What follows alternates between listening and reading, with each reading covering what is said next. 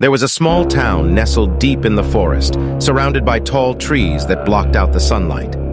In this town lived a young boy named David, who was born blind.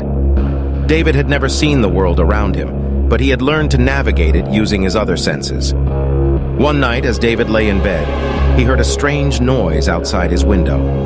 It sounded like scratching, as if something was trying to claw its way inside. David's heart began to race as he listened intently, but the sound eventually stopped, and he fell back asleep.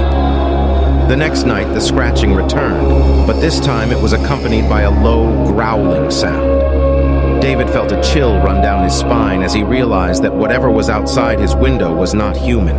He tried to call out for his parents, but his voice caught in his throat, and he was unable to make a sound. As the night wore on, the scratching and growling continued, each time growing louder and more persistent. David felt as if he was trapped in a nightmare, unable to escape from the terror outside his window. Finally, just as dawn was breaking, the noises stopped. David lay in bed, exhausted but too afraid to move.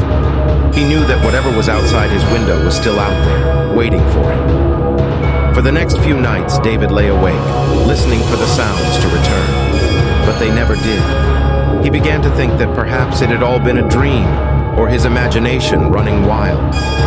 But then, one night, as David lay in bed, he heard a soft whispering in his ear. It was a voice he had never heard before, and it filled him with dread. "I'm coming for you," the voice whispered, "and when I do, you'll wish you had never been born." David tried to scream, but no sound came out. He knew that he was not alone in his room, but he could not see who or what was there. In the morning, David's parents found him curled up in his bed, shaking with fear. They asked him what was wrong, but he could not find the words to tell them. From that day on, David lived in constant fear, knowing that the thing that had whispered in his ear was still out there, waiting for him in the darkness.